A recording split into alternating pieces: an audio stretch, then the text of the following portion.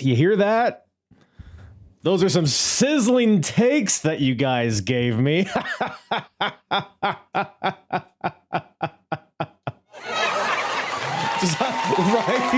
Come on. Yeah, come on. Hold your applause. Hold your applause. Anyways, I asked and you provided some boiling hot takes on pro wrestling, on the current product, on some old school stuff a little bit in between. I guess there's no real, it's either current or old. I guess those are the only options. But hey, we're going to talk about them. I'm going to respond to them. Some of them are dog shit. Some of them are a better version of shit. Is there a good version of shit? Like bullshit and dog shit, horse shit. Like those are bad. Is there like good shit? Depends who you ask, I guess. You know what I'm saying? You know what I'm saying? Anyways, this is already going off the rails, but it's episode 300. So what else could you expect? Strap in. It's the Apron Bump Podcast. Yeah. And the hardest, talk around and disregard it. Strip you off the ground, show you what heart is. Standing strong and proud, nothing can knock this. Let's get started. Yeah, back. Ooh, what's up, everybody? What the gosh darn heck is up, everybody? Welcome to the Apron Bump Podcast. I, of course, am your host, the hardest part of the ring, Kyle. For the 300th time, I welcome you to the Apron Bump Podcast. Glad to have you guys here. Always, yeah, I always say this at the end, but I'll throw it out there in the beginning just because you're looking so gosh darn cute today. Much appreciated for all the support, for all the downloads, the listens, the watches, the tickles, the jingles, all of that stuff. I always greatly appreciate it, and through all of these 300 episodes, it's been a joy to babble into this microphone, both by myself and with various guests, and also to all of the guests I've had on the show, wrestlers, podcasters, friends, enemies, all of you. I appreciate you. We'll get right into the nitty gritty here. I'm not going to lollygag too much, but just wanted to shout out all of you before we get into this bad boy. Like I said in the outset, we got some hot takes here. I posed the question on X, on Instagram, on TikTok, and the Discord, which you can join, by the way. All of that stuff. When we got a bunch of takes, I picked the best ones / the worst ones, and we're going to respond to them here. And should be a lot of fun. Make sure you like, subscribe, rate, review, all that stuff. Follow if you're not already. Hit the bell, hit my balls. Let's get into this bad boy. It's going to be an easy breezy episode. Just going to sit here and respond to some opinions on wrestling. Should be a good time. Shouldn't be anything too deep, too heavy. We're just going to have a nice, light, delightful time here. We're going to keep it nice and light. Nothing crazy. Low Tier God on TikTok says they need to be more open about Chris Benoit. All right, come on now. Can we... By the way, I've done a few of these live on TikTok, and every time I do this, I'm like, hey, give me your hot takes. I'll respond to them. My chat always floods with Chris Benoit was innocent. Chris Benoit didn't do it. Well, Chris Benoit, what he did wasn't that bad. Like, do I have a face of a guy who like is a Chris Benoit apologist? It's always TikTok. It's a weird, it's a suspicious place. I like TikTok. It's a wacky bunch over there. But Low Tier God, we'll try this one more time. It's a jarring way to start. I know. He says they need to be more open about Chris Benoit. I'm assuming he means WWE. Stop trying to hide every reference and mention of him. His story should have been an important teaching moment on wrestling and brain damage. You know what? Valid. When I first started reading this, I was like, oh boy, here we go. But honestly, like, let's take a step back. I don't think this is a crazy take. Personally, so look, I understand wanting to distance yourself from a murderer, I think that's a valid stance on the part of WWE. I do think the extent that they've erased him from history, I think the way that they so aggressively avoid him almost highlights him even more. If that makes any sense, it adds like this taboo factor to it, which like if you just like let it be, like let the footage be, stop cutting around him, start editing him out of things. I'm not saying Benoit needs to be in the Hall of Fame or anything like that, but it's like, look, if it's real, we're talking about Randy Orton winning his first world title. It's okay to show him RKOing Chris Benoit. Like it's, you know what I mean? So to that extent, if that's kind of what you mean, I agree. I understand why they distance themselves, like I said, but you're right. But you're right. Ultimately, though, they don't care about, like you say, it's an important lesson in wrestling and brain damage, and it's a very realistic possibility when you get smashed on the head with chairs and get dropped on your head off the top rope and do flying headbutts day in and day out.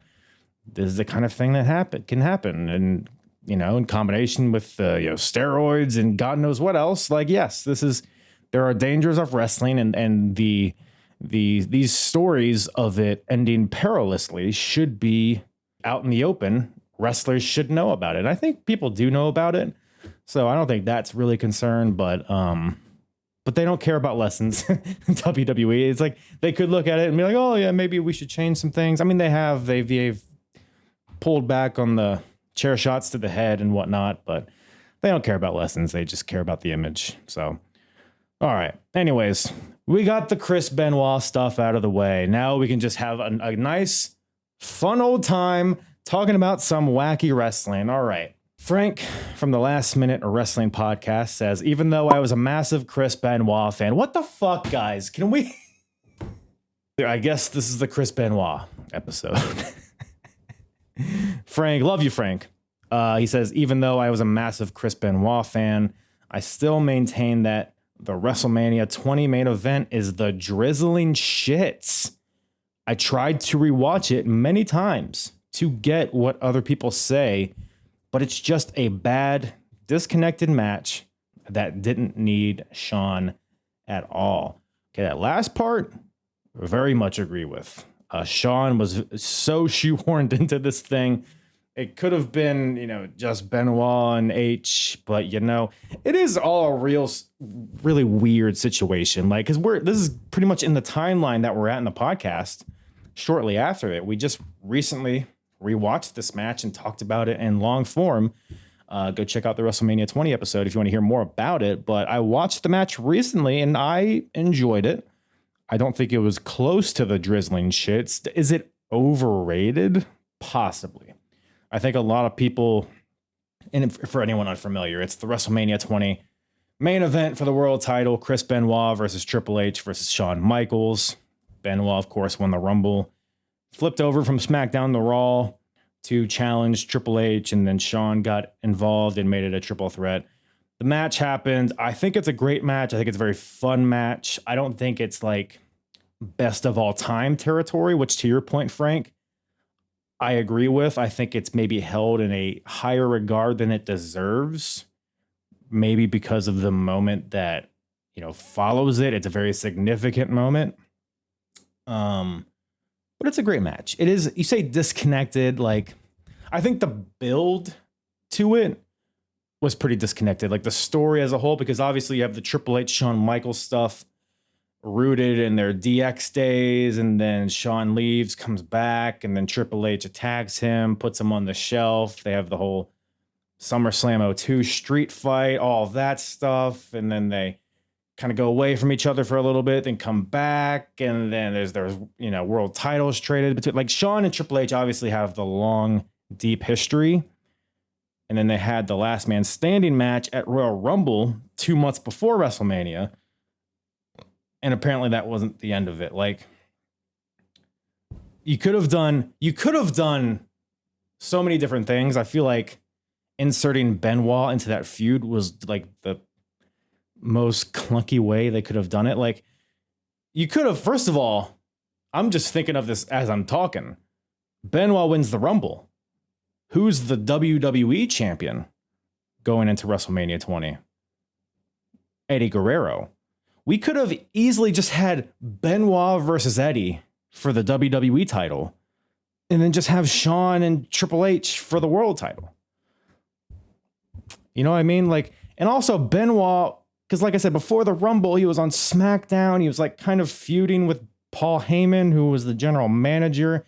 He was planting seeds with a feud with Brock Lesnar, who was the WWE champion. All signs pointed to him challenging Brock for the WWE title, but then he just randomly switches to Raw with really no explanation. Very weird, very weird. Or you could have just had Benoit challenge Trips in a singles. You know what I would have actually liked? I know I'm kind of babbling here. You could have just had Benoit versus Triple H at WrestleMania. Benoit still wins. And then you could have had Benoit versus Shawn Michaels at Backlash. I mean, come on. You know what I mean? Like, we never really had a proper singles program between Chris Benoit and Shawn Michaels. And that feels like a real missed opportunity, in my opinion. But to your point, Frank, the match, it was kind of like, it feels like it skipped a few gears. Like, if you watch it, like, it's a fun watch.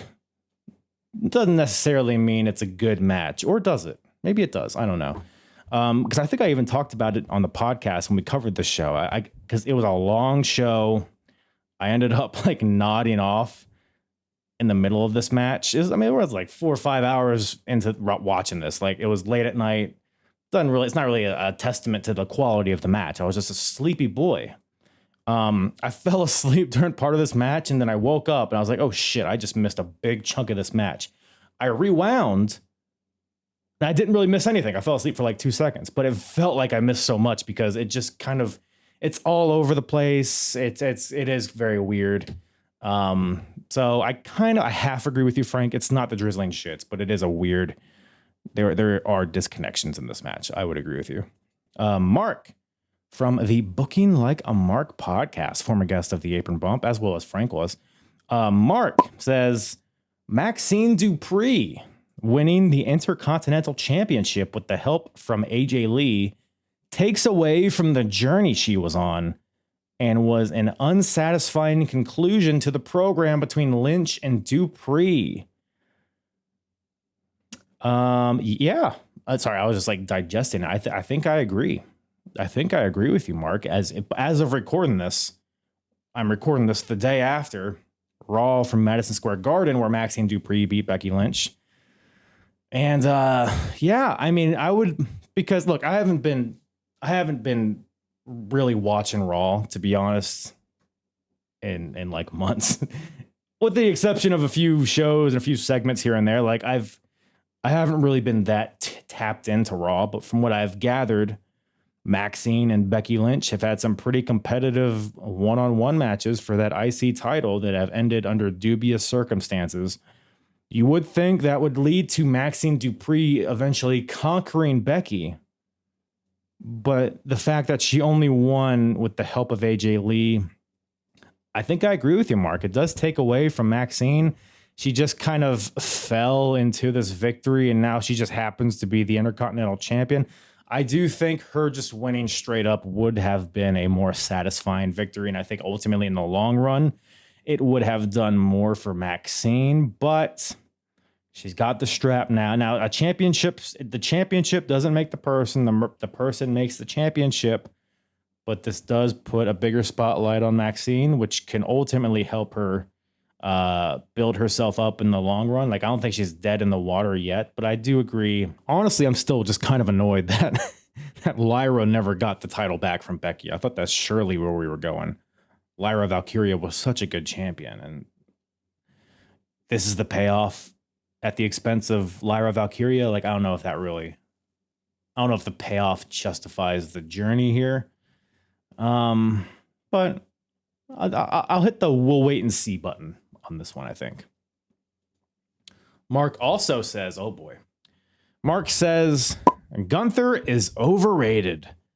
and he's a mediocre champion.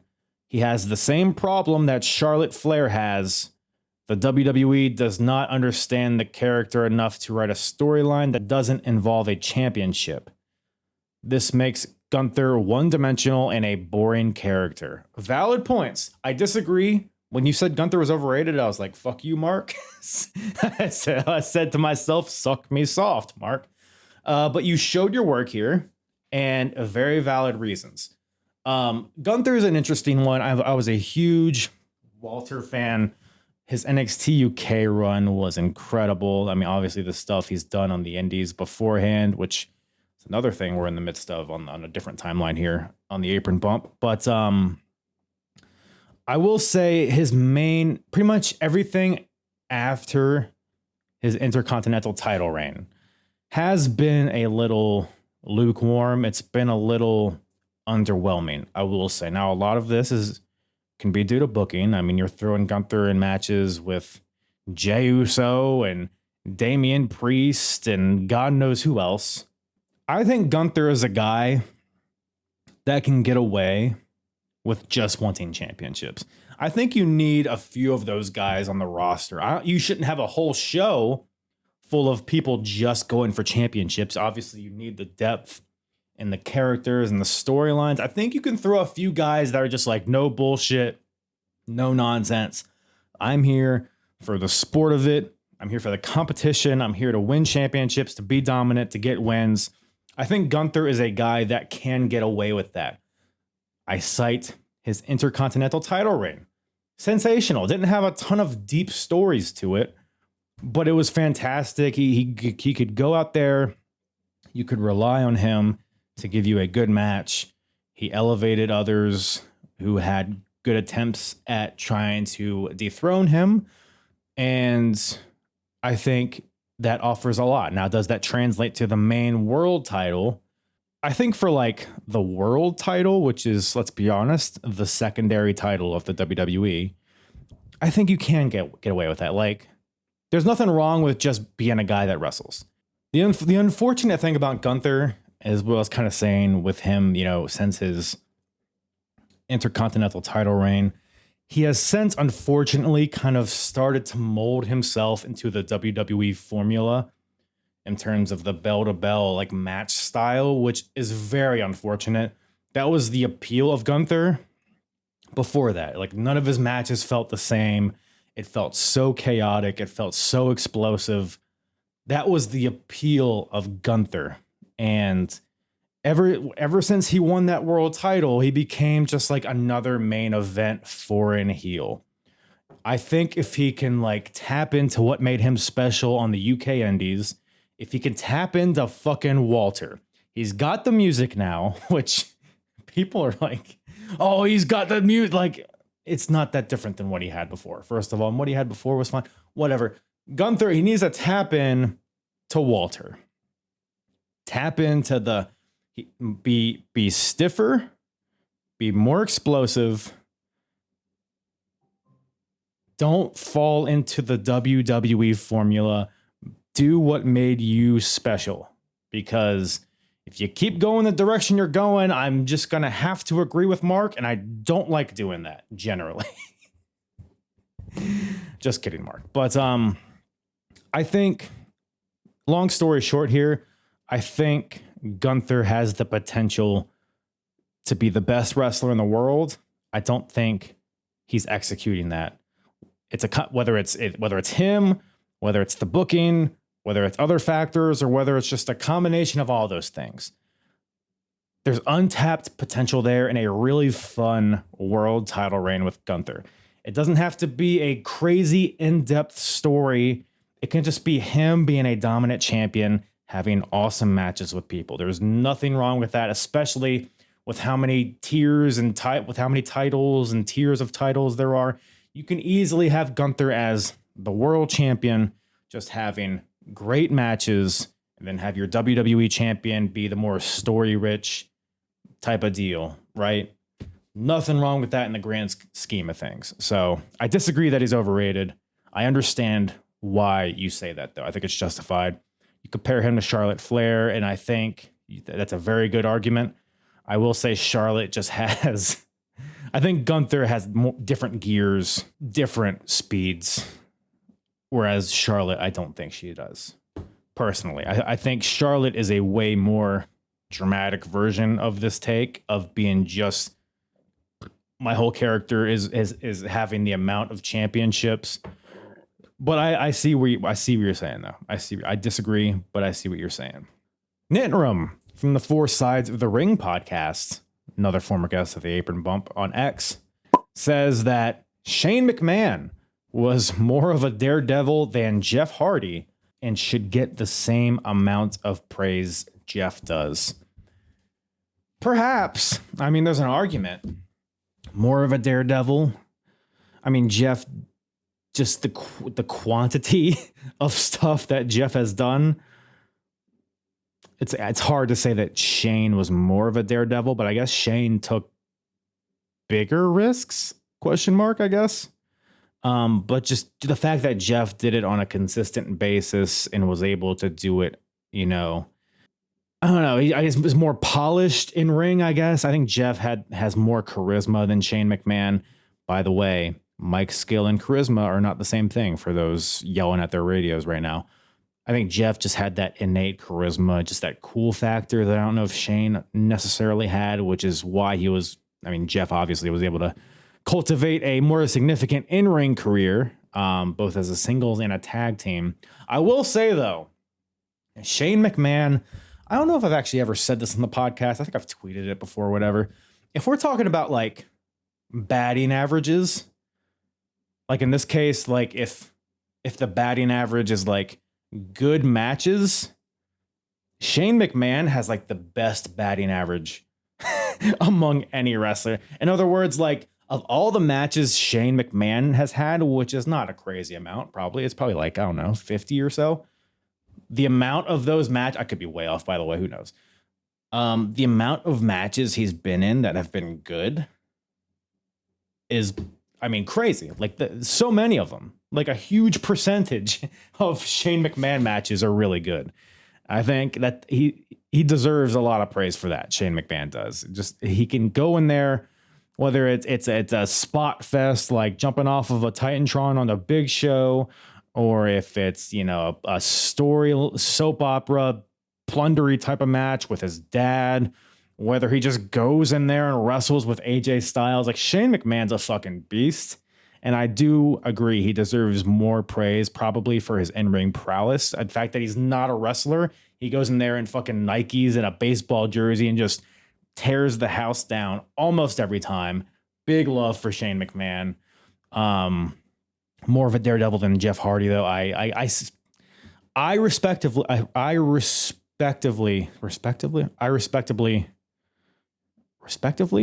what is the fucking word? Respectively. With respect, I disagree, but I respect the opinion. Keeping on the Shane McMahon train, Greg Cherry on X says that Shane McMahon should have been WWE champion. Probably. Wow, no, like in 1999, fuck it. Sure, who wasn't WWE champion? He was European champion. He was hardcore champion, I think, right? Maybe. Why not? All that McMahon bullshit. If Vince was the WWE champion, why can't Shane be? Are we talking like best in the world, Shane McMahon? Are we talking like, what year was that? Was that like 2018, 2019? You can have just him beat AJ for the title or beat Dean Ambrose for the title. Sure. I support it, Greg. Nitram comes back at us. He says Batista is one of the most overrated main eventers in history, but no one admits it because he has one of the greatest entrances of all time. Ooh, baby. Talking slander about my boy, Big Dave. Come on now, Nit. Come on. Most overrated in history, I disagree. Look, you can say he's overrated. I think he's underrated. I think he's closer to being underrated than overrated, personally.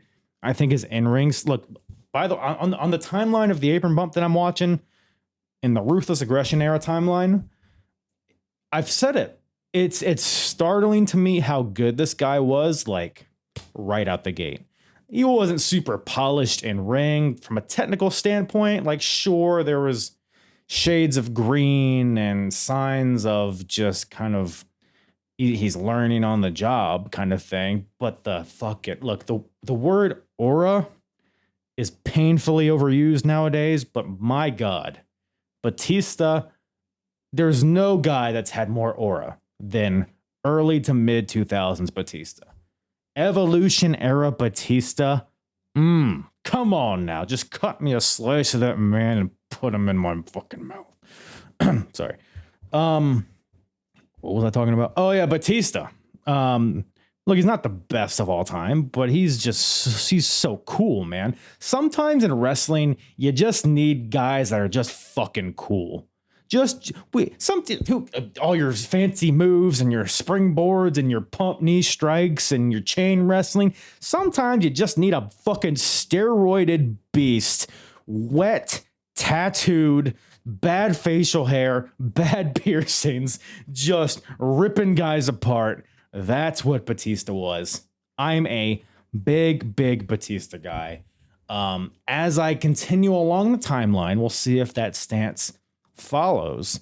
As we get into maybe like, I don't know, 07, 08 era, maybe he'll start to wear on me, but I'm a big Batista guy. I don't even think his entrance music is all that great. I think it's one of the most overrated songs. I think the pyro and shit, like, yeah, that's pretty sweet. But I always preferred his instrumental song. I thought that was a really cool backdrop to his entrance. But look, Batista, in his era, there was a lot of jacked guys with tights. A lot of short-haired, jacked guys with tights and boots. But Batista had this charisma to him that most guys back then were lacking. We're watching it. Luther Reigns, Mark Jindrak, fucking Rene Dupree. You have, who else? There's got it. Tyson Tomko. Like, so many just, I'm a big guy wrestling. But they don't have the presence that Batista had, which is why he was so good and why I think he's underrated.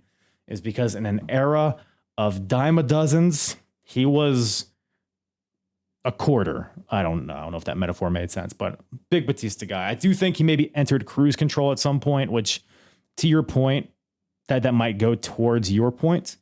But big Batista guy. You'll never hear me support any Batista. I will never besmirch the name of Batista here on the Apron Bump podcast. At CRSGNS, Sersgins, at Sersgins on Instagram, says WWE wouldn't have had this boom they've had the past few years if it wasn't for AEW. No Cody as WWE champion or dethroning Roman without AEW. No CM Punk back in wrestling without AEW. TK, the Bucks, and Cody changed the world of wrestling for the better. Yeah, I mean, I don't disagree with anything you've said. I don't know if that's a direct, like, would they have had the boom without AEW? Like, I agree, Cody Rhodes would not be a thing if it wasn't for AEW. There's no shot in hell Cody just like goes on the indies, fucks around in TNA and Ring of Honor, then comes back to WWE as this huge star. There's no shot in hell that happens if he didn't have his AEW. The whole allure of Cody coming back to WWE was like, oh, he was like Mr. AEW. Like to see him in WWE is so surreal. That was like the catalyst to his main event run that he's on. So I agree with you. No Cody as WWE champion without AEW. No dethroning Roman Reigns. I absolutely agree. CM Punk back in wrestling. You're probably right. Without AEW, I think that was kind of the crack in the door that got Punk back into it. Was able to kind of dip his toes into the wrestling waters and not just have to go straight back into WWE. You're probably right about that as well. So I don't disagree with this at all. Would they have experienced the boom without it? Would they have just gone a different route and reached success through different means? I think that's also a very valid possibility. I guess we'll never know. Matt Ritter, formerly of the Smack and Raw podcast and from Getting Offed, says that at a time when pro wrestling is the most easily accessible across the board and arguably the most mainstream it's ever been, nobody is really delivering a must-watch product. Matthew, pretty ready. I 100% agree. Right there with you, Matt. It's I have barely been watching any current wrestling over the past few months. I'm watching the PLEs, the pay-per-views. I'm watching a few things here and there. I watched like Blood and Guts and a few things here and there. It's so interesting because you watch it, like you sit down and watch it. You turn off Twitter. You just watch the show. It's like it's okay. Dynamite, Collision, Raw, SmackDown, NXT. It's all fine. It's not actively bad. But god damn, like there's just nothing to. I've been trying to figure out how to like articulate how I feel about wrestling right now at this present time. It just feels so like transactional right now. Like there's no heart to it. There's nothing gripping me personally. It feels like they're just beat bopping, boot bopping. All right, we put this here, but there's no like emotional connection to anything. I don't believe anything that's happening on my screen. The beauty of wrestling, when wrestling is at its most paramount and when it's the most enjoyable, I mean, it's subjective, but I think this really applies across the board, no matter what kind of wrestling you like. Wrestling's the best when you can just immerse yourself in it. You can feel the characters, you can feel the wrestling. Whether you're more of like a bell-to-bell wrestling type of person, or if you're more a storyline driven person, or a combination of both. All of these facets involve you being emotionally tied to what's going on in the ring or out of the ring or just on the TV screen. And to me, nothing is doing that right now. It just feels like we're putting a bunch of sticky notes on a whiteboard, or we'll do this. Yeah, sure. This leads to this. Yeah. We'll start the story here. It'll end here. We'll do some bullshit in the middle. Yeah, we'll throw on some matches. Yeah, some bangers. The people out there love their bangers, right? And I think I even talked about this one of the last times I did one of these hard takes episodes. I said it then, I'm going to say it again. Quote unquote bangers does not equate to good wrestling. Let me say that again. Having a banger match does not mean you're doing pro wrestling well. Because there's just such like a, I don't know, man. It just feels like there's such a formula now. All right, we'll get in the ring, we'll tie up, we'll do some chain wrestling, get your heat, make your comeback. You do your finisher, I'll kick out. I'll do my finisher, you'll kick out. Oh, by the way, when we kick out of each other's finishers, we're going to be wide-eyed and look at our hands and bewilderment. And then you do your finisher from the top rope, and then I'll do my finisher on the apron, and then banging and the banging and the zipping and the bopping and the booping. Like, it just feels like there's no... And mind you, I'm fresh off the heels off of watching CM Punk versus Samoa Joe, that trilogy. And I talked about that in length, and it ties to kind of what I'm talking about right here, right now, is that wrestling can be great when things matter, right? I was watching Joe and Punk 3, and I was like paying attention to their emotions. I was paying attention to the things they were doing and how that reflected the previous matches and how the previous matches led up to this, and there's stakes involved, and you feel like you're watching two human beings in combat trying to win a thing. Whereas now it feels like two human beings trying to cooperate to do a bunch of fancy maneuvers and a bunch of choreographed, we're working in tandem to recreate a show for people, not we're fighting against each other. Wrestling feels very everybody's working together, not we're competing against each other. There's no anger. There's no grit. There's no grunge. There's no, like, I saw a Stone Cold promo the other day on Twitter. It was kind of almost like a throwaway promo, but he's like, that jackass Bret Hart. God damn, that piece of shit. If you're a jackass. I don't remember exactly. You know what? Let's pull it up. Because I think I'm doing a bad job quoting it. Let's maybe even play it here, huh? Your response, do you show any remorse whatsoever for your actions? The only remorse I got is that I didn't hit him harder with that steel chair.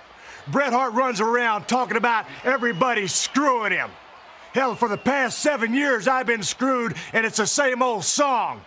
How come when Shawn Michaels hurts his knee, you make a video out of him? How come when Shawn Michaels gets sick, you tell the world that he's got the flu? Well, when I went to the Final Four, I was sick as a dog, and I had a blowed-out knee. Let me ask you a question. How many one-legged people could go 25 minutes with three of the top wrestlers in the world? None. Stone Cold Steve Austin went out there and did just that. And I ain't making fun of no one-legged people. I'm sitting here just trying to make a point. As far as I'm concerned, I truly am the World Wrestling Federation champion, and can't nobody tell me different. Not you or anybody. As far as a submission match, it's a bunch of bull. Bret Hart, he's supposed to be the big technician, the sharpshooter. Big deal. I don't know a couple of submission moves, but it doesn't matter because I'll beat the hell out of Bret Hart. And as far as Ken Shamrock says on TV the other day, I don't know. Bret Hart's a better technician, but Stone Cold ain't got no quit in him.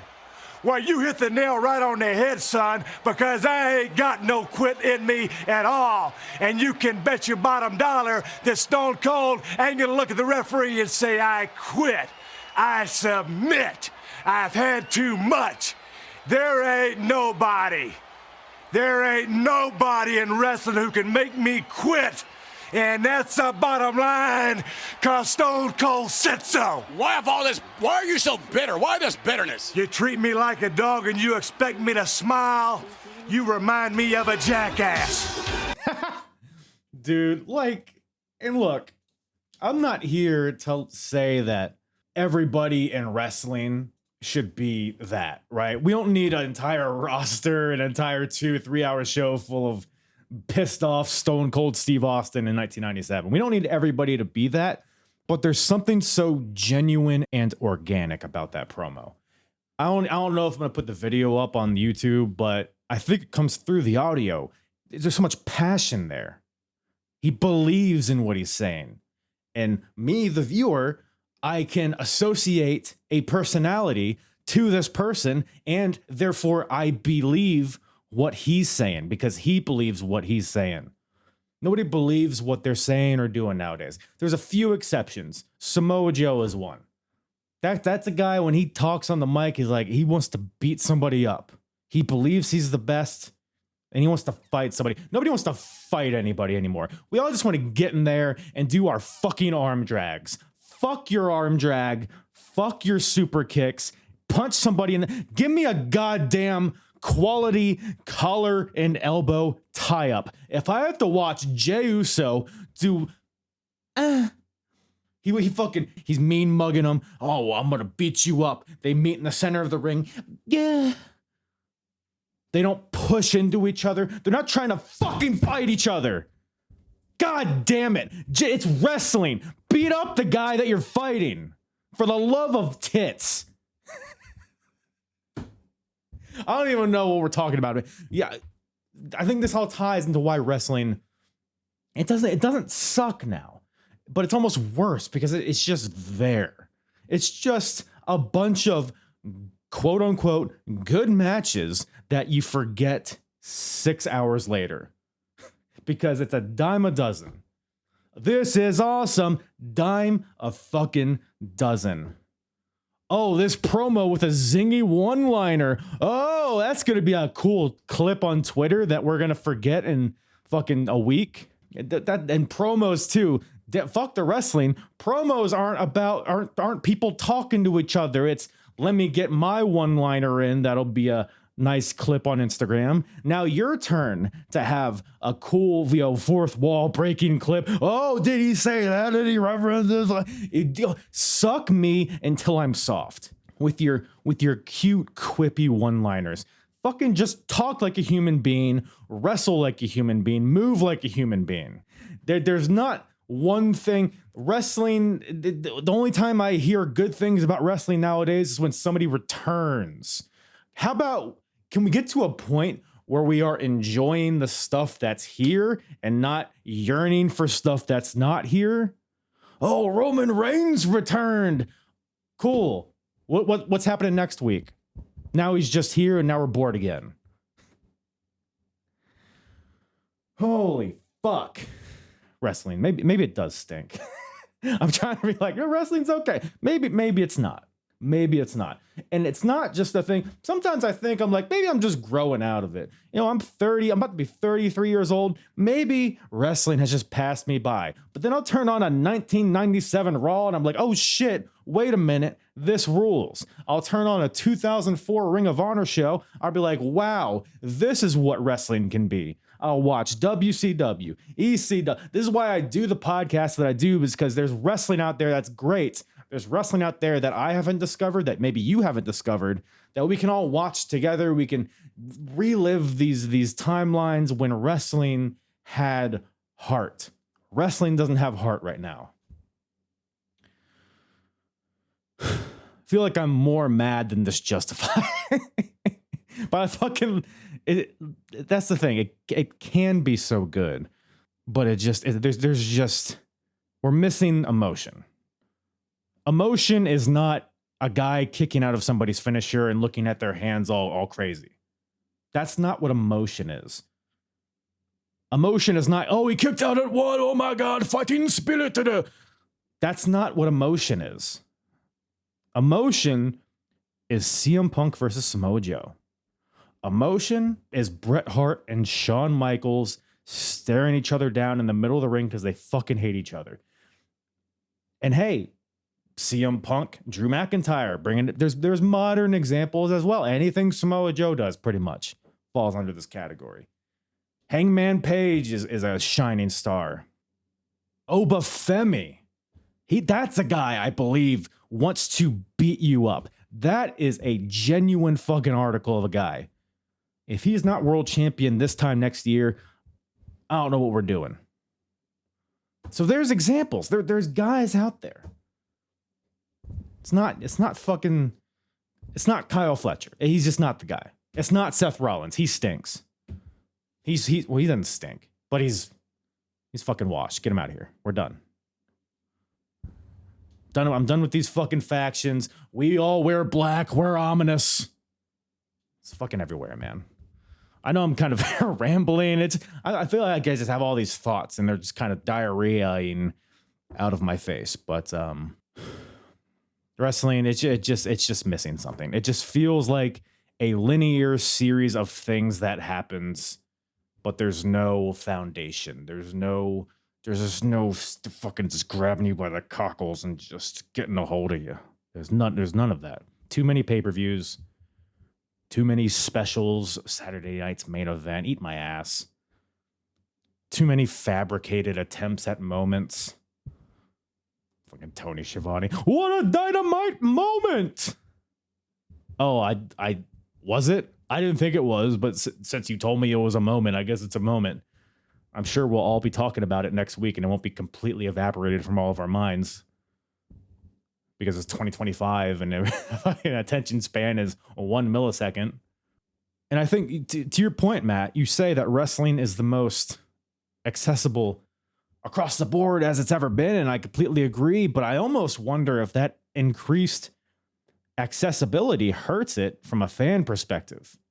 This isn't just wrestling. This could be a broader conversation about anything. But like,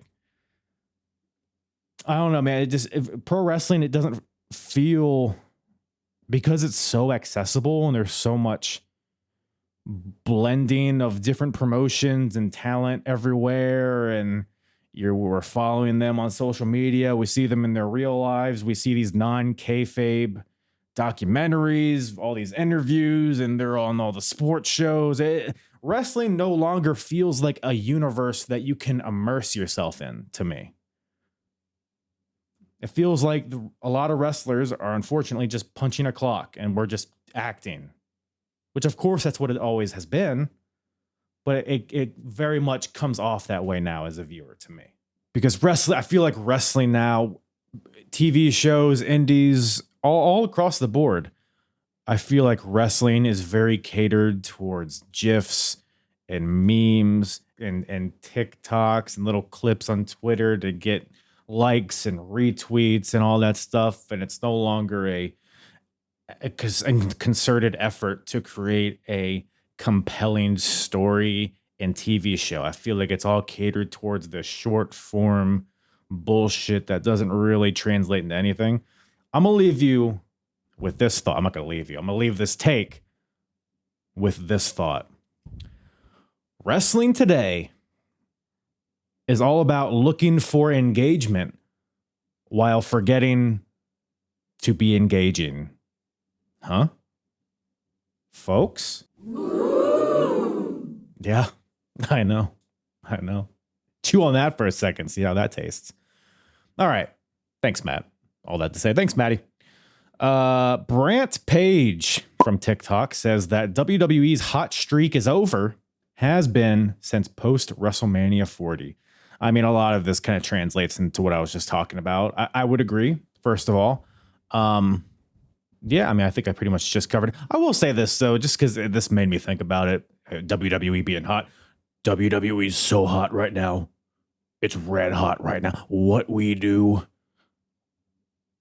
WWE is a global brand. What we do is transcending this business.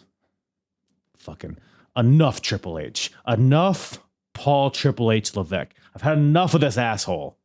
Get him off my fucking TV screen. Everything has to start with. We're watching a John Cena promo package leading up to his last match, and the first frame is dumb Triple H with his dumb suit. Just what we do. We create stories. Everyone has an opinion. I've been in every facet of this. I've been a wrestler. I've been talent. I've been backstage. I know what makes us. Do ya? How about you go fillet yourself somewhere else? Do it on your own time. I don't need to watch yourself self-suck in the middle of that ring before bringing it. I'm recording this after John Cena's final Raw in Boston. Big moment, right? Ended up being fine. But we start out with bow down to the fucking go this jack off just for 12 minutes. Yeah, everybody has an opinion. We're tweeting. Yeah, you know what I mean? What we do is ignore that and just do. He's doing his whole thing, talking about what he's done, blah, blah, blah, yada, yada, yada. And then he introduces John Cena. But at that point, the crowd's already been... You've fluffed the crowd too much to the point where they're almost finished. You know what I mean? You diluted the reaction just to get yourself over. Enough of this guy. Every WrestleMania promo, every pay-per-view promo. God damn it, he's everywhere. Had enough of this guy. This bald asshole. Get him off of my screen. I've had enough. The Paul Levesque era. He really tried to make that a thing, and nobody's taken hold of it. Good. Fuck him. Every time I see him on my screen, I just want to blue skidoo right into that TV and rip his dumb fucking bracelets off. I know probably his kid made it for him, but who gives a shit? Stupid kid. They suck too. Anyways, High Five Tom has a take. I'm still convinced that the Montreal Screwjob is a work. Well, very topical. Well, we will be covering Survivor Series 1997 very soon on the Apron Bump, maybe by the end of the year, early next year. And we will go into this long form. Absolutely. I don't know if my thing, because it's a very common outlook, and I get it based on, Bret Hart had the film crew following him for the documentary and all that. It was all very convenient. My question is like, who benefits from this work? Right? I feel like nobody came out of it looking better. WWF, Vince McMahon, Shawn Michaels, they didn't come out of it looking good. Screwing over a dude in his hometown, with the alternative being like a DQ finish schmozzy type of deal. Like, is this better than that? I don't think so. Bret doesn't look good out of this. He just got geeked out in his hometown. Just got his pants pulled down, took his head, put it in the toilet, gave him a swirly right in Montreal, right in front of his family. Cucked in Montreal is what this should be called, not the Montreal screw job. So, I just don't think anybody benefited from it. So, what was the work? Who initiated the work? Whose idea was it? And how did they think they would come out better? I don't see a path to that. But it's been a while since I've really looked into the situation, all the background. We will again get more into detail when we cover Survivor Series 1997 here in a few weeks, months on the Apron Bump. So, but sticking kind of to that vein, Bret Hart, Juice Springsteen chimes in from the Juice Box podcast, former guest of the Apron Bump, as was High Five Tom, of course. Juice says that HBK Bret Hart from WrestleMania 12 is the most overrated WrestleMania match of all time. The most of all time is pretty bold, I will say. I think a lot of people, as time has gone on, more and more people have the opinion that they don't like this match. So I don't think that's necessarily a hot take, but I think saying that this is the most overrated match of WrestleMania history is a relatively hot take. Overrated. I'm trying to think of like other matches that would be overrated. I mean, I don't at the surface of it, I don't disagree with you, Juice. I watched this match recently. Again, if you want to go into the archives, talked about WrestleMania 12 a couple of years ago. And of course, we went deep into this match and all of the hubbub surrounding it. So there's context that I think matters here. Like if you watch this Iron Man, for those unfamiliar, it's a 60-minute Iron Man match from WrestleMania 12, Bret Hart versus Shawn Michaels. And it's the first 60-minute Iron Man match that WWF ever did. At least televised. Maybe they did it like a live show. I doubt it, but maybe. But the first definitely televised 60-minute Iron Man match. So I give them a little bit of grace in that respect because they were trying it out for the first time. Nobody gets anything perfect the first time. And when I watched the match, look, the first, 40, 45 minutes is very slow. It's pretty boring. Not a lot happening. There's just no, because like we talk again, I hate to consistently bring it back to Samoa Joe and CM Punk, but it's just such a good example of how to make wrestling great, even the basics. Like CM Punk, Samoa Joe won. A lot of headlocks in that match, but they made it compelling.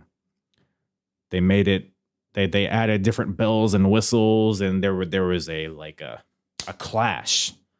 Punk would try to slap on the headlock on Joe, and Joe would keep trying to get out of it in various ways, and then it led to the finish. Shawn Michaels, Bret Hart from WrestleMania 12 was just like, let's lay here for a little bit. All right. We got an hour to kill. It felt like they were just killing time for the sake of killing time.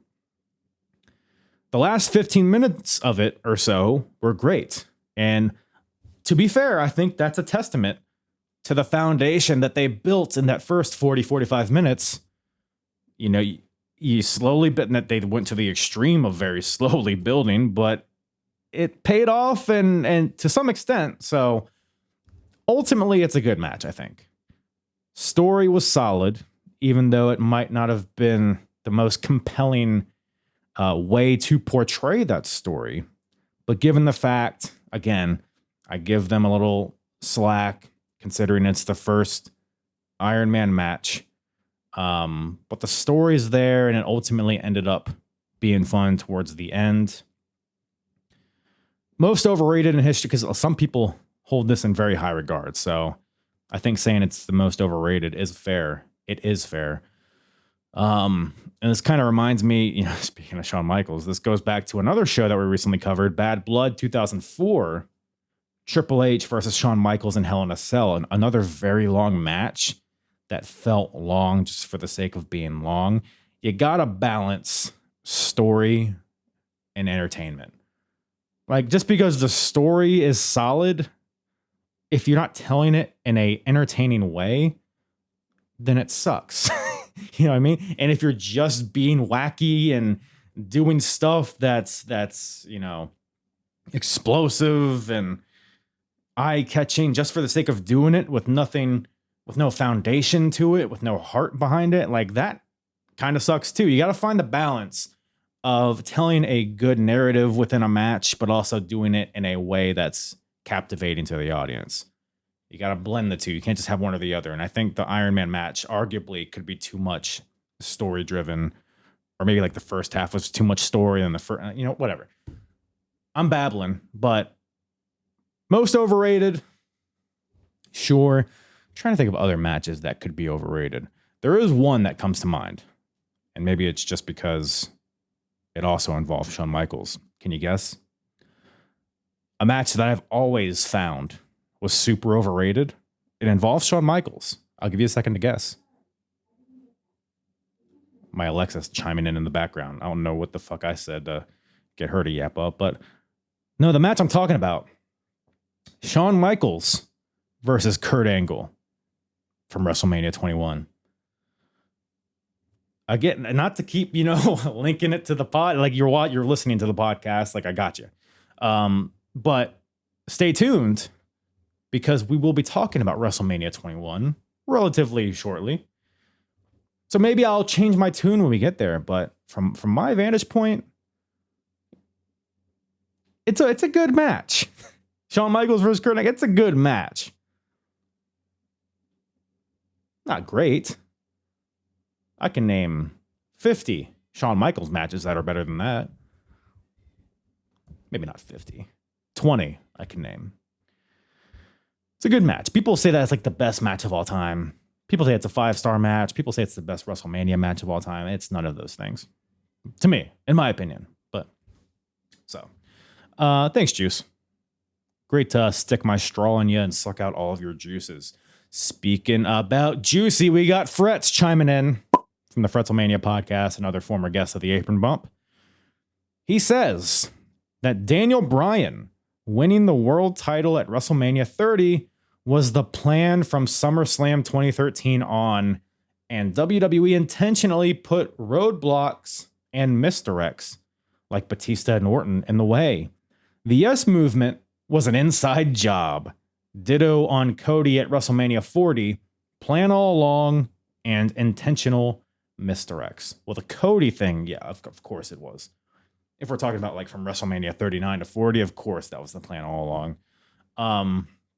Daniel Bryan, though, I'm trying to remember. So you're saying it was the plan. So him winning the title at WrestleMania 30 was the plan since SummerSlam 2013. And that's Daniel Bryan versus John Cena, correct? Let me do a quick Goog just to make sure I'm on the right page here. Yes. So that was when he beat John Cena, and then Randy Orton cashed in after. Yeah.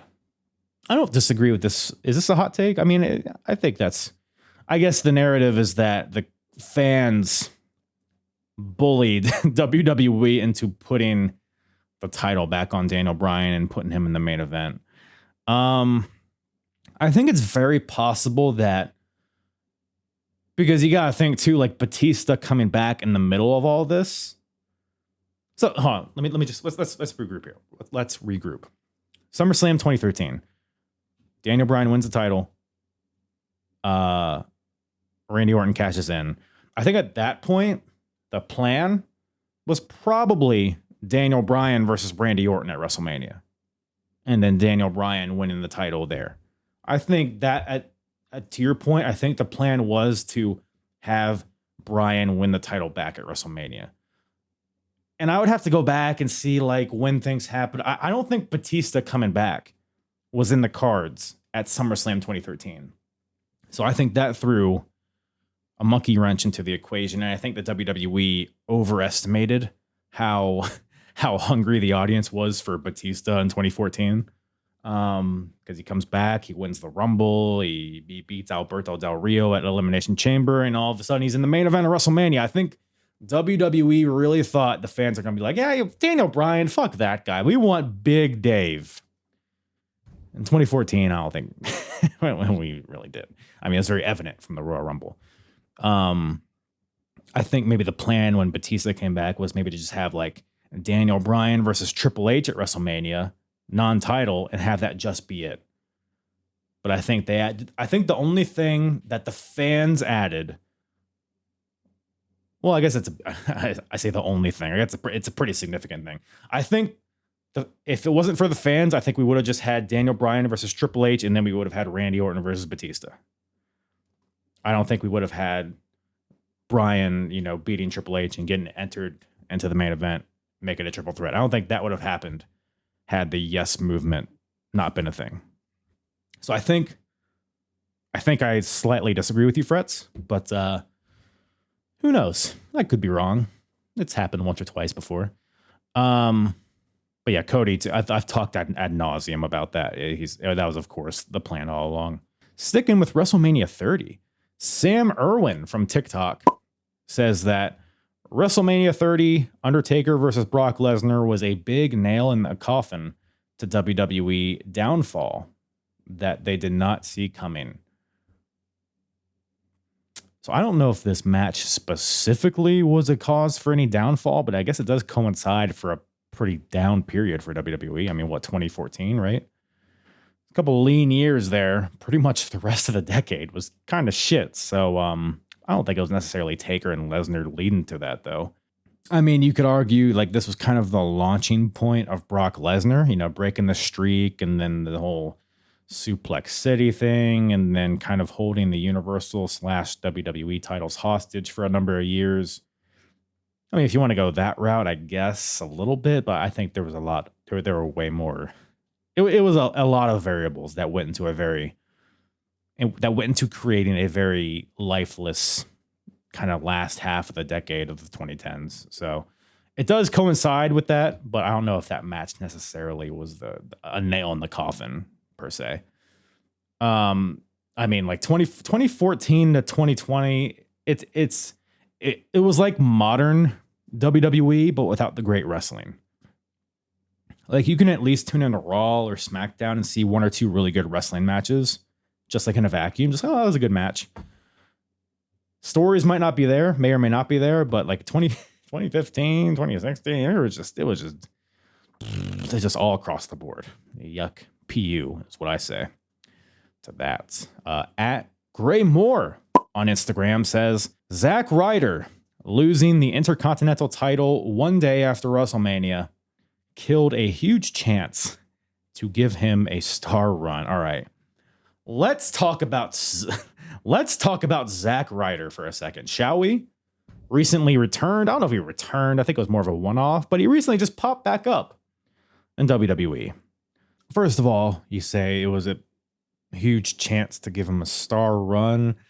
Star run, I think, is a bit of an over-exaggeration. I think Zack always had the potential to be like a really good IC title, US title, mid-card guy. Like he's a solid wrestler, right? He's that's the thing, man. He's just okay. Like he's more than okay. He's good. He's a good wrestler. There's so many good wrestlers out there, man. There's so many guys that have muscles. There's so many guys that can talk. There's so many guys that could do suplexes and close. There's so many of them out there, man. Anybody can learn how to do moves. You need more than that to be a star. And to me, in my opinion, I don't think Zack Ryder has ever had that ability. I think his deal, when he left WWE and he was doing all the death matches or just general indie stuff, like I thought that whole shtick was so good. But it was all contingent on him being like the WWE guy in a indie wrestling environment. Like, that's the thing. WWE guy in a indie environment, it's like, I'm too big for you guys. Let me show you how to be a star. I was an intercontinental champion. And now I'm here. You bow down to me, GCW, or wherever he was wrestling. Seeing guys in such a sanitized environment of WWE competing in death matches with Nick Gage, like, that juxtaposition was what drove his success. The fact that he was a fish out of water is what made him captivating on the independent scene. Now that he's him in just WWE, now you completely take that away, and now he's just Zack Ryder again. Now he's just, I'm tan, I'm jacked, I have tights and boots. Who gives a fuck? Like, he's not even like the Long Island guy anymore. Back in the day, he had like the goofy tights and the glasses and the headbands, and that at least gave him a characteristic, like an identifiable, unique kind of persona that diversified him from the rest of the roster. Now he's just like everybody else. Now he's just Luther Reigns or Mark Jindrak. Like, it falls into that category of just a guy that does stuff. I loved the indie god stuff that he was doing, but him being in WWE, and this kind of gets away from what your take was initially, Gray Moore, but it's just kind of talking about Zack Ryder in general. Him in WWE, I have no interest to see him have any sort of run in WWE, because I think that mystique that he had relies on him not being in WWE. So, I don't know. Just a dime a dozen guy. It might sound harsh, but there's a ton of Zack Ryders out there. A ton of guys that are better than Zack Ryder out there. I have no interest in seeing a run from him. So, probably a good guy. Maybe he's not. I don't know him. But, yeah. I think I'm good on Zack Ryder. I'm good on him. Him and IC title, whatever, he could have had a run back in the day. I think he should have had a stronger foothold in the IC title scene. I didn't really agree with him losing it the day after, because he pretty much, I think, if I remember correctly, he never really got it back or stayed in the picture. He kind of just faded off into obscurity after that. So I think he has a place. I think he holds a purpose. I think there's a spot for him in wrestling. I just don't think a star run was ever in the cards for him. At Chris Horton on Instagram, kind of playing off of the last thing, he says that not everyone is champion material, no matter how much they deserve it, and titles shouldn't be passed around like a participation trophy. Not everyone deserves a title is basically what you're saying. Are we talking about like world champion? If so, I agree. Not everyone needs to be like the face of the company type of thing. Like, there's some guys that are just good wrestlers, good hands, as this. I know it's kind of a derogatory term nowadays, but there are just guys that are good hands and don't necessarily need to be main event guys. Zack Ryder was one of them. Guys like Cesaro, like, oh, he should have been world champion. Should he have been though? And no, I think he had the appropriate amount of success in WWE that he did. And there's others, but I mean, if we're just talking titles in general, I think if you're on a certain level, especially if you're on TV wrestling, if you're at the point where you're wrestling on TV, you are at a point where you should be able to have a championship, whether it's tag team, mid card, whatever it is. Because ultimately titles, they're just props. They're just storytelling devices. Who are we to say who deserves and doesn't deserve a title? And you might say, hardest part of the ring, you just said people didn't deserve world title. Well, I'm not saying they don't deserve it, but again, they're a storytelling device. When you're a world champion, that's like, hey, you're the top guy on this show. And there are some guys that don't have the skill set or the presence or they don't generate enough interest to warrant being the face of a TV show. There are some guys that applies to. I don't know. Storylines, or titles, they're props, they're storytelling devices. I think again, this could be a whole video or podcast in itself. I think people hold too much value in championship belts. And yes, they should hold value. I'm not saying that we shouldn't care about titles, but I feel like people, that's like the make or break for people in terms of like, did they have success in wrestling? No, it's Success in wrestling is how often you're on TV and how prominent you're showcased. Ultimately. Obviously, how much money you make and all that shit, but titles, they're just the way to get there. They're just means to get you on TV. But if you can get on TV without titles, that's just as good. So, but that's just me. Just F, from TikTok says that Chris Jericho is top 5 greatest of all time without a doubt. I've talked a lot about Chris Jericho, and especially his recent stuff hasn't really sat well with me. Even a lot of his old stuff that I've watched hasn't really aged well in terms of quality. But ultimately, look, I don't hate this take.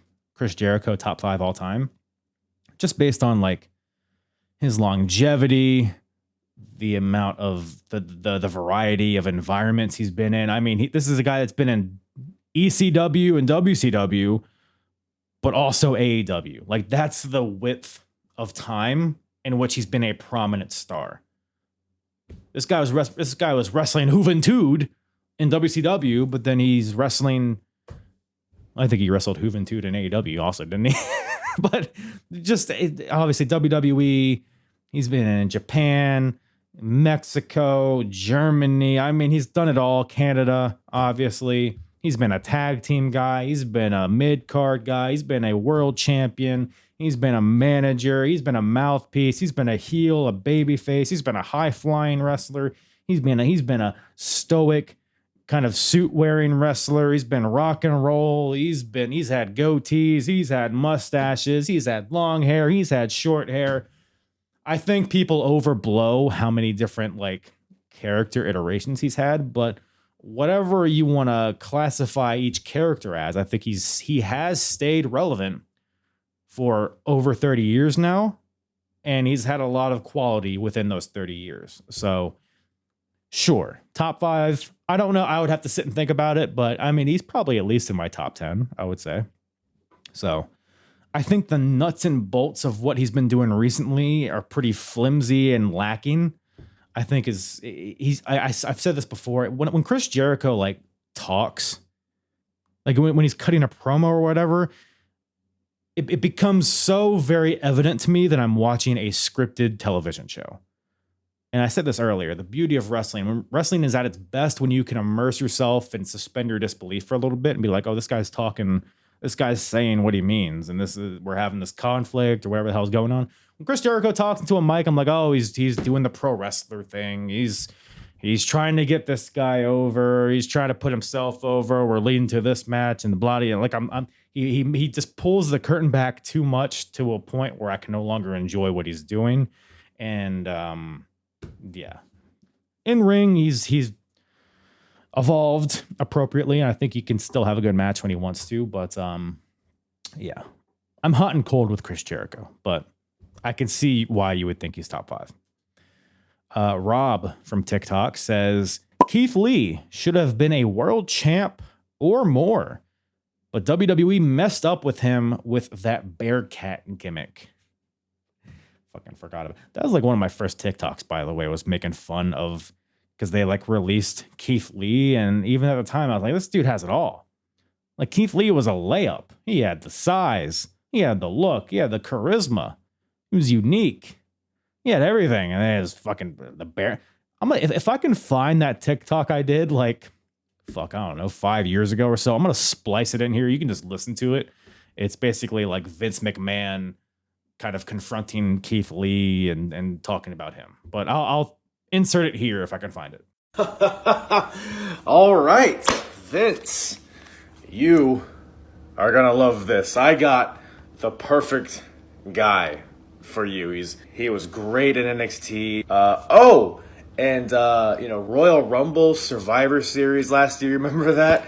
A little fist bump with Roman Reigns, a little face off with Brock Lesnar.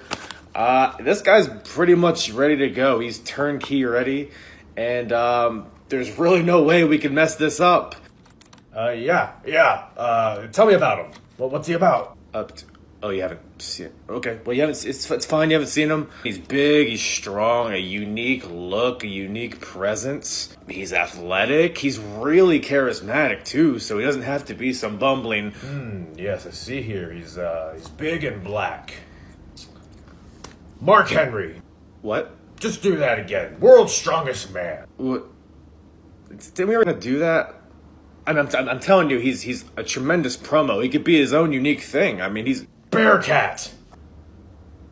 What? What the hell even is that? Is that even a real thing? He's a bear, but he's also a cat. Goddamn pal. Have Def Rebel whip up a generic theme song, but with bear growls. I'm telling you, he can cut a promo. Like he's really fun. He's charismatic. He growls only. He could be a face. He could be a heel. Remember, Survivor Series, Royal Rumble? Like, we saw him, the roof blew off. Like, the crowd loves him. Like, there's no way. I mean, just literally, just take him how he was and make him that, and then it's money. Growls only.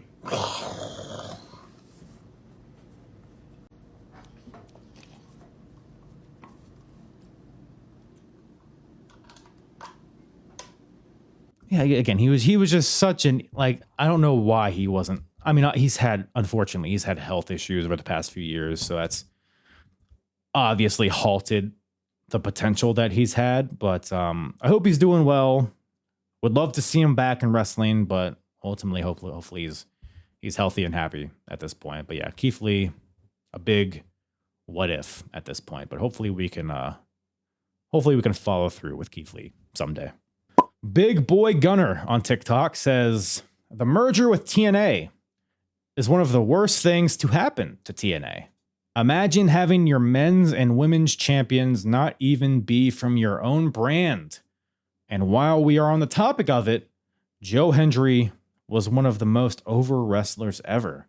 But WWE milked it dry a long time ago, says Gunner. Worst things to happen to TNA. Look, you saying that that this is the worst thing to happen to TNA, there's a lot of contenders for bad things to happen to TNA. So that's bold in itself. But honestly, I don't know if I disagree with you. Because through the highs and lows, like TNA, again, another thing I cover very in great detail on my podcast. TNA's been through a lot of highs and lows over the years, over the past, almost 2.5 decades now. But they've always maintained them so that they're still alive to this day because they've always had their identity. For better or worse, they've always had their kind of their identifiable characteristic. There are certain things that are just TNA to the core. X Division, Ultimate X, fucking, Abyss. Like, they've had these, like, the six-sided ring, Monsters Ball, just the, Don West, Mike Tenay. They have these things that are very TNA. They've had their identity throughout the years, and even into, like, the weird, like, Pop TV era and the Hulk Hogan era, and then the Impact Wrestling. Like, they've always had their thing. It's not always good, but they've always had their thing. They've always been themselves. This merger with WWE has kind of taken that away.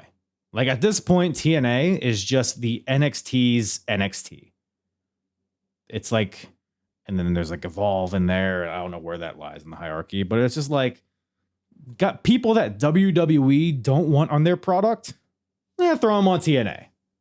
That's how it feels. TNA used to be a really cool thing, man. That's why I cover it on my podcast, the glory days of it. But 2025, TNA is just NXT's NXT, and the cool factor or the unique factor has been completely eliminated. I'll put it this way, right? In 2025, going into 2026, I have never felt less compelled to watch TNA because we've set the precedent that anybody worth a shit in TNA, you'll see at least in NXT.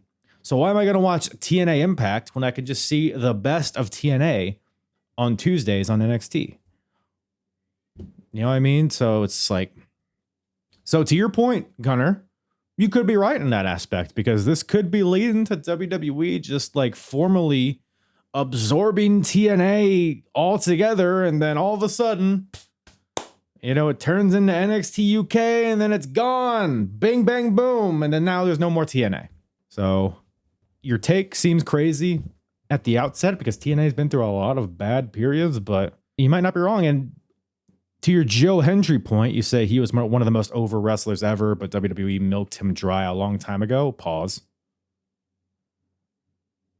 I have no thoughts on Joe Hendry, man. It was always he's a guy, he's a meme wrestler. He's a funny guy. He's a meme. It always had a short shelf life, Joe Hendry. And look, he went to WrestleMania and faced Randy Orton. Doesn't get much better than that. Let's be honest. I don't think he's ever going to reach that peak again. And I think, you know, in terms of like milking him dry, this might not be what you were. By the way, you say milked it dry, and I'm saying milking him dry. So I don't mean to put those words in your mouth. Pause. I think TNA really failed to capitalize on Joe Hendry. I think they are the cause of this problem. They waited way too long to put the world title on him. Similar to like Santana, like they just didn't strike when the iron was hot. And then I think WWE has pretty much done as much as they can do with him. Like I said, he's how long can you do the say his name and he appears shtick? How many times can you do the turn around and smile gimmick? Like at some point you need to offer me something else, and there's just no depth to Joe Hendry. I think he's better in the ring than people give him credit for, but ultimately he's another guy who's just like similar to Zack Ryder. There's just so many good quality wrestlers out there nowadays, and it's like, is there a spot for Joe Hendry at the top of the card? I don't think so, personally. Tom Austin chimes in. He says, hot potatoing a championship is not a bad thing. It makes everyone feel on the same level and makes a long title reign feel important. I agree. Just, you know, on the surface, I agree with this. I think context is important here. I think sometimes hot potatoing a title can work. Sometimes it doesn't. I think, you know, Attitude Era, when everybody and their mother held the Intercontinental Championship, I think that was kind of a detriment.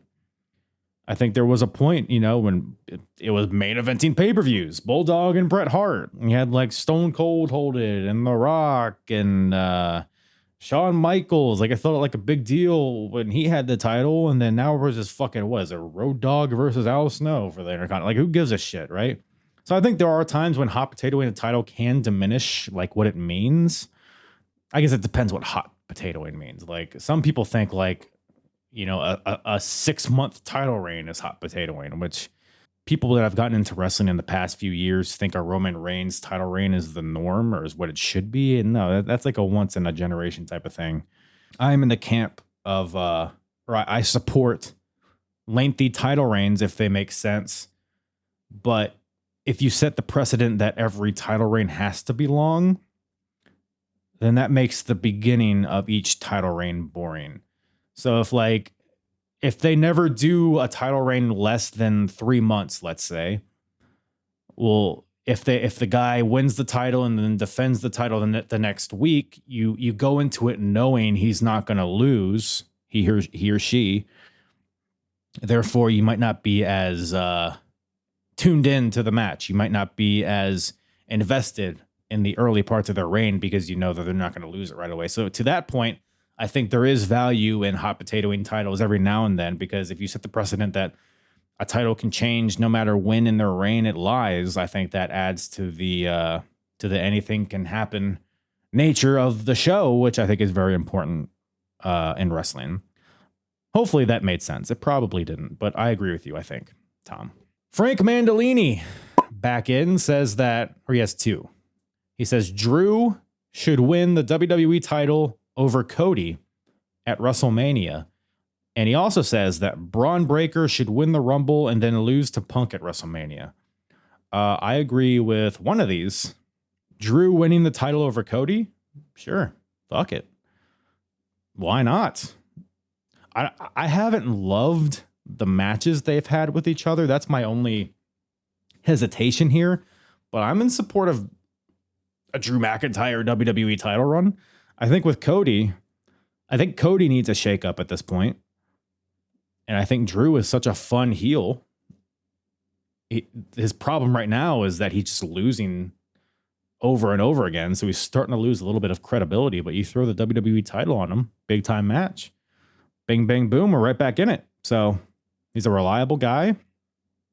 I'm in all support of not only Cody losing the title, but I'm in support of Drew winning that title. Now, Braun Breaker winning the Rumble and then losing to Punk at WrestleMania. I see what you're saying, right? Because then it would give Braun the rub of winning the Rumble, makes him look like a beast, but then also makes Punk look like a beast at WrestleMania, and then kind of an unpredictable kind of outcome there. Like, I don't hate it, but I think this kind of just feels like... See, my issue with Braun Breaker, not really with him, but how he's been booked. And I've said this before, I think, on the podcast. So far, WWE has booked Braun Breaker like Goldberg in 2004, when they should be booking Braun Breaker like Goldberg in 1998. Braun just feels like another big guy heel. We're having a match. We have a slow heat segment. We got chin locks. Oh my God, he's running so fast for a second. And then everything else is boring. He should be more explosive. Now, he is explosive. He has the few spots in the match where he's explosive, but it needs to be just that. Have him have 2-minute matches. Just fucking go in there, fucking kill the guy, take his lunch money, give him a wedgie, spear, bing, bang, boom, out of there. Or have him go down in a blaze of glory if he's going to lose. He just feels like another guy right now when he has the capability, in my opinion, to be extraordinary.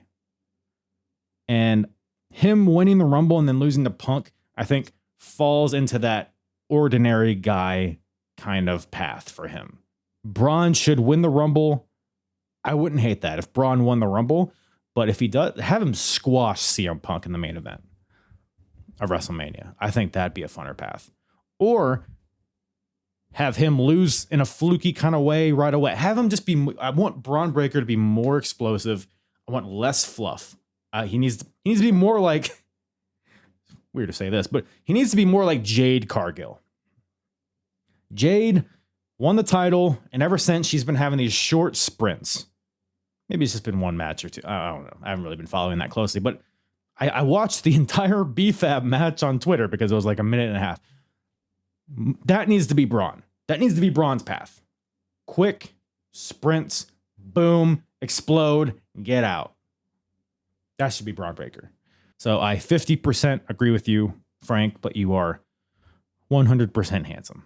So Commander Goblin on TikTok says that Austin Theory deserves to be world champion right now. A very good wrestler, good mic skills, and knows how to work with the crowd as a heel or even a babyface. So Austin Theory is perhaps maybe the most boring wrestler in the world. Like, because he could do like physically impressive things, but god damn, he's so bland. God, he's just... It's like a WWE 2K story mode, like created character, like that the developers made. I'll see you out in the ring. I'll show you what's what. I have short hair and a goatee and muscles like every other wrestler. Like, he's solid. He's another Zack Ryder. He's solid. Now, to his credit, I think I see potential in a babyface run for Austin Theory. As a heel, he's just as generic gets. I would like to see them try babyface Austin Theory. There's something that I feel like could be very likable about him. I feel like it could get him into a different gear. And I think his offense probably leans more into the babyface category. A lot of it's very flashy and exciting. I feel like it would make him more captivating, bell to bell, on the mic, all around. So let's get a babyface run going for Austin Theory, is what I would like to see. You say he deserves to be world champion right now. I highly disagree. Highly disagree. Brent from a Work in Progress podcast, another former guest of the Apron Bump podcast. Brent says, Ric Flair versus Shawn Michaels at WrestleMania 24 is just an average match at best. I don't get why some people think it's such a great match. I'll be honest, it's been a while since I've seen this match. I don't remember thinking it was anything crazy. Just, nuts and bolts, bell to bell stuff. Obviously, you have the emotion of it being quote unquote Ric Flair's last match. Everybody remembers it for the I'm sorry, I love you moment. I think the emotion that they captured at the end of it was awesome. And I think that alone leads to this match deserving high marks, in my opinion. But on average, minute for minute, it probably is just an average match. Again, I would have to go back and watch it again, but probably another one of those matches that's pretty overrated. So I think I agree with you, Brent. I think I agree with you. Tom Austin chimes back in. He says, it doesn't hurt any company to build a legit superstar. You get eyes on your product, and when they eclipse the company, you make sure you let everyone know that you made them. So basically what you're saying, Tom, is that companies shouldn't fear wrestlers transcending wrestling and then going on to pursue other ventures. I think that's fair. I don't know if that's necessarily a super hot take, but yeah, who would be a modern, obviously The Rock is the big one, right? I don't know if really anyone's reached that point. John Cena obviously has entered the movie space, and Batista, but they both kind of did that after their runs in wrestling, at least full time. I can't think of anybody that's cut their run short to pursue other movies, TV, music, whatever the hell. So I agree, Tom, but I don't know. Let me know if there's anybody else that kind of this category applies to. Anybody? Booking Like a Mark chimes back in, says if WWE is going to constantly do one night PLEs with 5 to 6 matches, they should be brand specific events. There are way too many superstars and championships that rarely get featured on these shows. Yeah, the first step is them committing to the brand split, which I don't see them ever doing again. They half-ass do it right now, but not really. They would have to really commit to the brand split to make that a thing.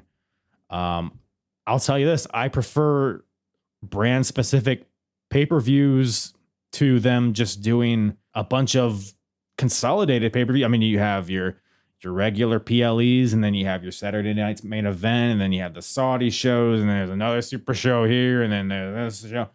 I think, I said this earlier, there's just too many special events, and nothing ever feels special. Nothing ever feels memorable. But I think if you were to do kind of boxed in brand specific events, they would, you would only see SmackDown wrestlers every couple months. You would only see Raw wrestlers every couple months. So it would make those shows feel more special. And if they're brand specific, you don't have to share the wealth with the entire roster. You can just do it with a specific brand and therefore showcase more stories and titles and superstars. I agree with you, Mark. I agree with you. I've always been pro brand specific pay-per-views, but again, they just need to commit to the brand split in order for that to be effective. So, and we got as the last one, and maybe the best one. Eric Freeds says, Monty Brown versus Ahmed Johnson was a main event for any major promotion we were robbed of. Tell him, Eric. I said this on another podcast, I think, or maybe I said it at some point. I believe Monty Brown and Ahmed Johnson faced each other at some point. Hold on, Ahmed. I think it was a tag team match on March 7th, 2003 for Maximum Pro Wrestling. the team of Gangrel and Sabu faced off against Ahmed Johnson and Monty Brown. So they teamed together. Sorry, I was mistaken. I need to find this match and do a watch along because there's no way this is good. Let me see if what can you tell me about this? MXPW aggravated assault. Is there star ratings here? No, it doesn't seem like it. In front of 120 people in Livonia, Michigan. So if anybody has that on tape, please send it my way. Send it to my P.O. box. And we will do a prompt watch along. Because, Ahmed Johnson, Monty Brown, I agree. Could have, if Ahmed stayed healthy, like if we're being real here, I mean, Ahmed could have gone to TNA.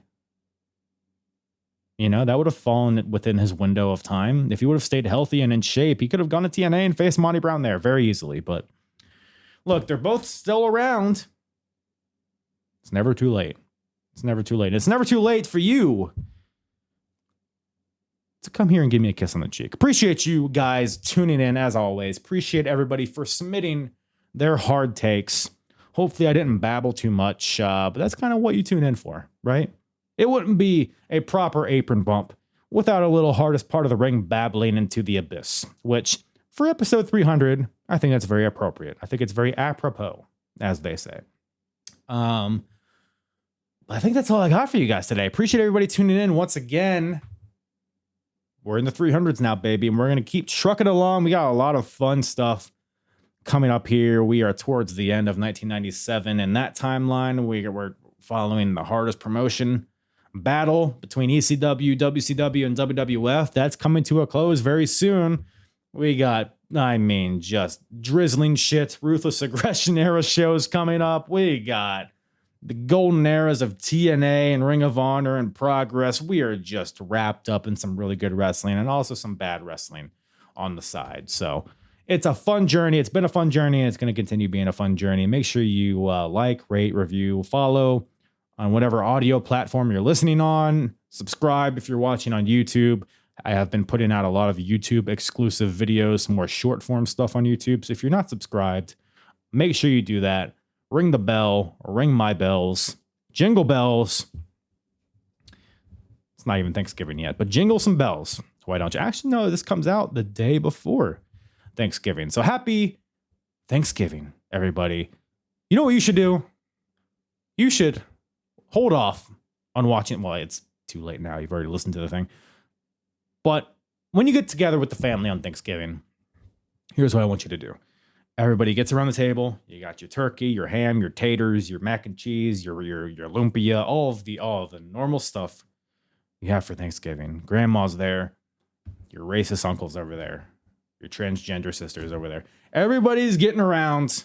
I want you to put this episode on and have the background of your Thanksgiving dinner be the velvety tones of the hardest part of the ring.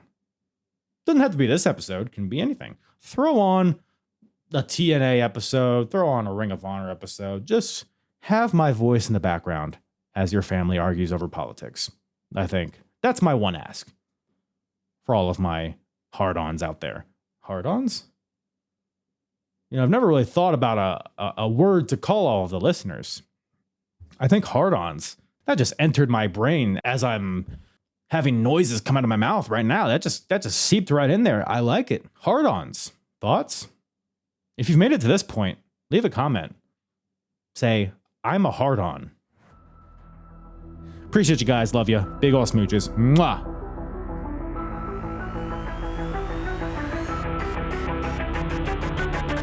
I'm hard. Yeah.